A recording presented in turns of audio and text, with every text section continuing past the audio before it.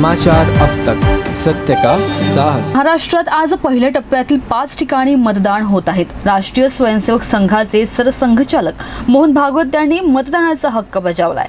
यावेळी मतदान हे आपलं कर्तव्य आणि अधिकार आहे यावर त्यांनी भर दिलाय। मतदानाद्वारे आपण आपल्या देशाचे पुढील 5 वर्षाचे भवितव्य ठरवतो, म्हणून प्रत्येकाने मतदान केलेच पाहिजे असे आवाहन मोहन भागवत यांनी केलंय। भैयाजी जोशी, सर कार्यवाह सुनील जोशी यांनीही मतदानाचे आवाहन केलंय। राष्ट्रीय स्वयंसेवक संघाचे सरसंघचालक मोहन भागवत यांनी महाल संघ मुख्यालयामागे असलेल्या आदित्यवार दरवाजा प्राथमिक शाळेत मतदानाचा अधिकार बजावलाय। यावेळेस त्यांनी पत्रकारांशी संवाद साधला। ऐकूयात ते काय बोलले। येत्या 5 वर्षाकरता आपण आपल्या देशाचं भाग्य निर्धारित करतो आणि म्हणून प्रत्येकाने मतदान केलं पाहिजे। 100% मतदार मतदानात आले पाहिजेत।